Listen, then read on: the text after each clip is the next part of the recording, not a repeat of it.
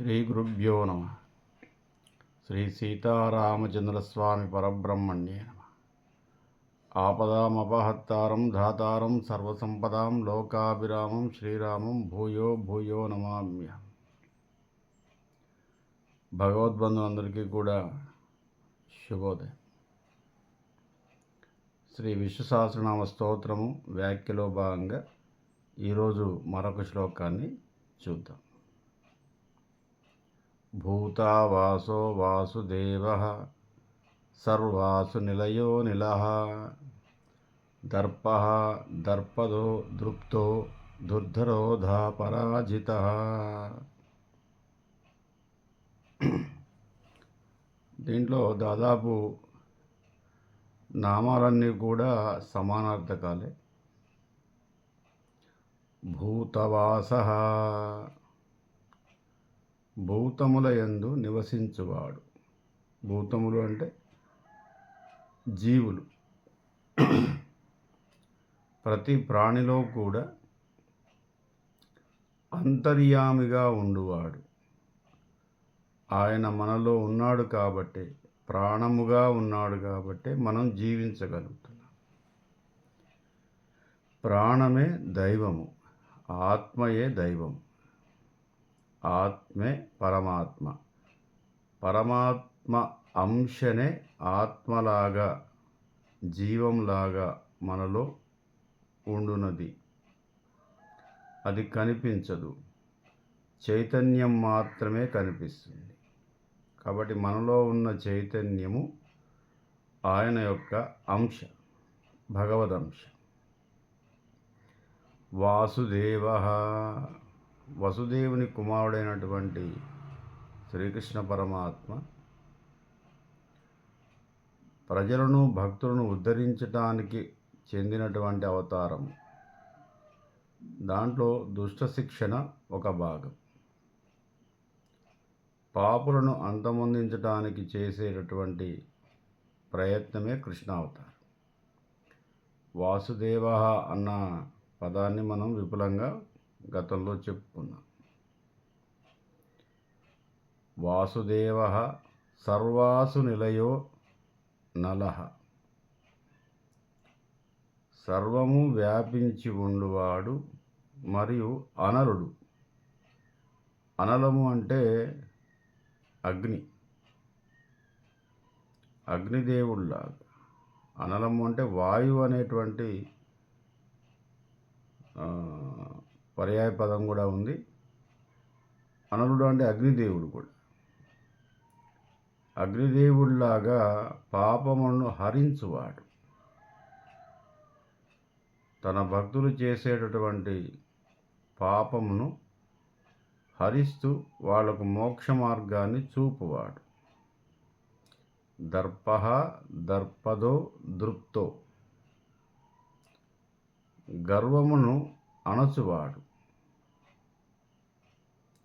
రాక్షసాదములు ఎవరైతే ఉన్నారో వారి యొక్క గర్వాన్ని అణచి వారి శక్తి సామర్థ్యాలను నిర్వీర్యము చేసినవాడు. ఆ విధంగా అనేక మంది ఋషులను, భక్తులను, ప్రజలను రక్షించాడు. అందువల్ల దర్పః దర్పదో రాక్షసుల, దుష్టుల యొక్క దర్పాన్ని అణచటం వల్ల, దర్పము అంటే సంవరించటం కూడా, అనేక మందిని సంవరించటం వల్ల దర్పదో ఇతరులకు, వారి బారిన పడినటువంటి భక్తులకు, ప్రజలకు సంతోషాన్ని కలిగించేవాడు. దర్పః దర్పమును అణచువాడు, దర్పదో సంతోషాన్ని ఇచ్చువాడు. దుష్ట శిక్షణ చేయటం వల్ల ఋషులకు, మునులకు, భక్తులందరికీ కూడా సంతోషాన్ని కలిగించాడు. దుర్ధరోధ పరాజిత. తనకు సాధ్యము కానటువంటిది ఏది ఈ ప్రపంచంలో లేదు. అపరాజిత. ఎప్పుడూ కూడా పరాజయాన్ని ఆయన పొందలేదు. అంతిమంగా ఆయనే విజయాన్ని సాధించాడు. అనేక సందర్భాల్లో ఓడిపోయినట్టుగా కనిపిస్తాడు. శ్రీకృష్ణ పరమాత్మ జరాసంధుడితో 17 సార్లు ఓడిపోయాడు. 18వసారి భీముడి చేత చంపించాడు.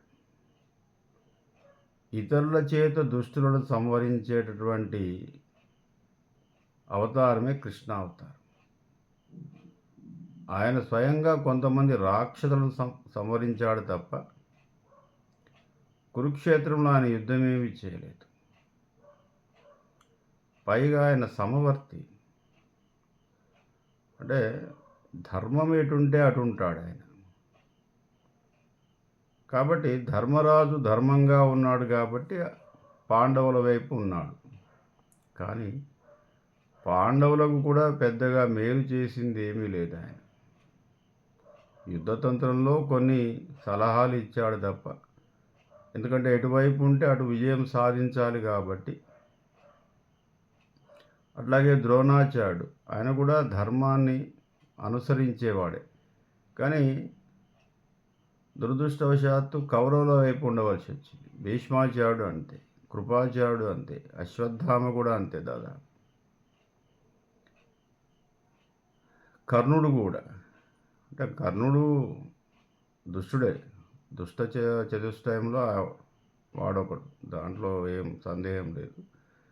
అయితే ఆయన చేసిన కొన్ని దాన ధర్మాలు, కొంత ప్రవర్తన వల్ల ఆయన దానకర్ణుడు అనే పేరుంది తప్ప దుష్టపు ఆలోచనలు కలవాడు కర్ణుడు.